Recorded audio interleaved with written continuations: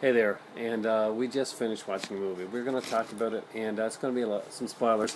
So, this is my son's first time watching this Argento film. It's a classic, and the movie is Profondo Rosso, otherwise known as Deep Red. Originally, it came here in North America, well, in America, basically, in a very cut format. Uh, I saw it for the first time in a theater in when I was a kid, and they were actually giving out posters for the movie Deep Red at the door. So it You was really want to? Was it the poster of the case that I saw? The one you have on? no, that's new artwork. Okay. The post This is an Arrow video, and the poster is from of the Hanging Doll. It was a Hanging Doll I'm not poster. sure if that's better. It was pretty horrific, but my hair's all messed up today, guys. Sorry about that. But I haven't been feeling well. I got heat stroke earlier on.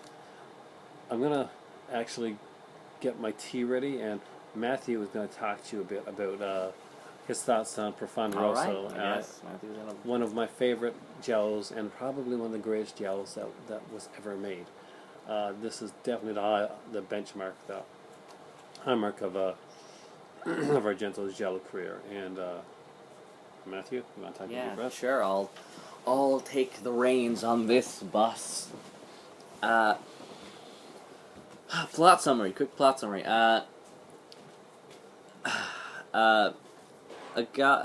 Well, it starts out basically with a psychic there's a bit of a conference introducing a psychic, girl who's psychic, and she starts reading people in the crowd, and she reads one person who's a murderer, and we see during the credits a brutal murder at during Christmas that a child seems to be watching. What appears to be a girl getting murdered, and she sees that, and she figures out who it is pretty much, and she says she's gonna go write it down. Meanwhile, Mark something. What's his name? Mark. Do you remember his last name? I remember his last name now. Okay. It's something with a D.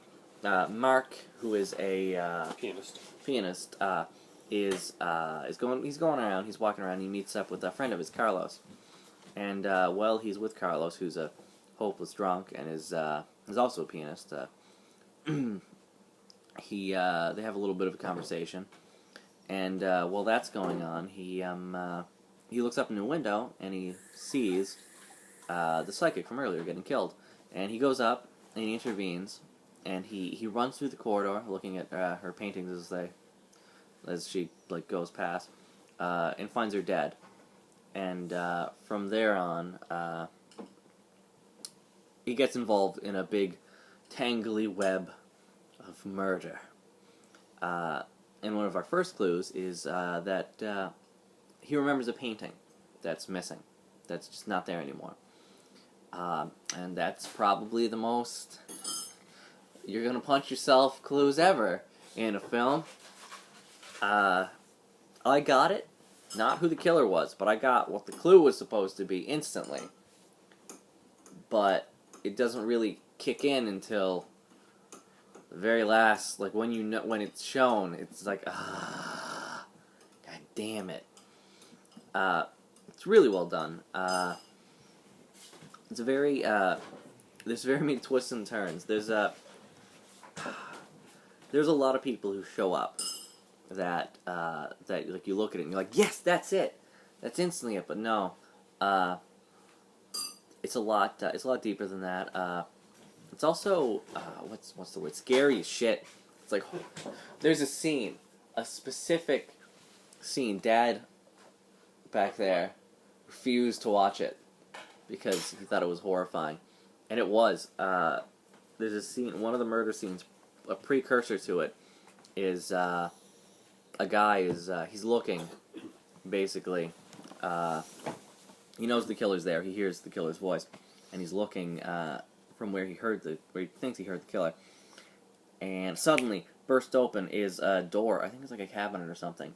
And out comes this creepy, life-size child doll in a suit, just laughing and running like this towards him. and then it like stops and he smashes it and it falls on the ground and kind of like shakes a bit while on the ground and stuff like that. It's freaky. It's a really freaky scene. The doll's death throes actually mirror the death throes of the guy that gets killed afterwards. That's true. Actually, the thing to brutal, say that right now scene. is that James Wan watched this movie when he was making when he was actually writing Saw, and the character Billy the Puppet in Saw comes from this scene. Yeah, and well, this one's scarier. A lot scarier. I find it funny that a movie that I like greatly dislike because of horrible, unoriginal, just like torture porniness to almost all of. I don't think the original Serious. Saws were torture porn. Eh, They just became that after a while.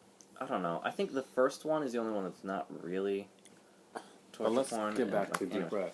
Deep Deep Red. Red is brilliant. The music in this is horrifyingly fantastic. Yeah, got that goblin. The child, and this I think was Oh, the first God, movie that they did, Claudio Simonetti and Goblin did for Yeah, I General, believe think you so. said. It is. The God, I want to have that. I want to have that to listen to the creepy kids record that you hear over and over again. It is definitely the scariest of all the scores that I've heard. Yeah. My favorite score to date is still the Tenebrae score. Yeah, the Tenebrae score. I just love the music, but this movie is horrifying. Think of what Halloween's music did for Halloween. Deep Red's movie definitely does for Deep Red as well. Yeah, no. There's a distinct that sound, the creepy like Christmas music sound is definitely it's definitely it's the of this. It's the like signature, like when that sound comes on, it's just like, oh no. And actually, even the killer and the voice and like the way the killer talks, when you really think about it, is almost can be something that Yeah. could be taken in a Friday the 13th type style. Yeah. There's some Oh, very, hell. this was, of course, this is a precursor to both Halloween and Friday the 13th. That's true.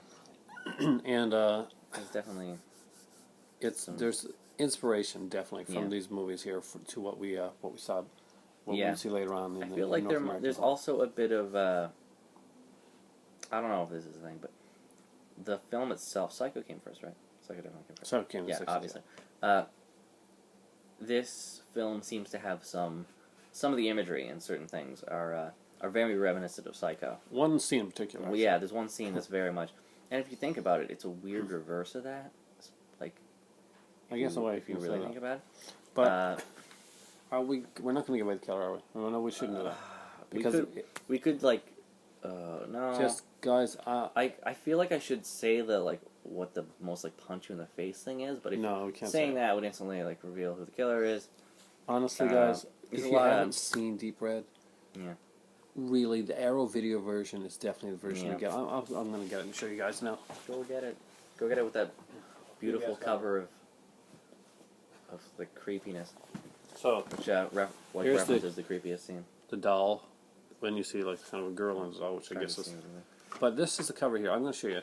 This is a poster that I had given to me when I was going in to see the movie Deep Red.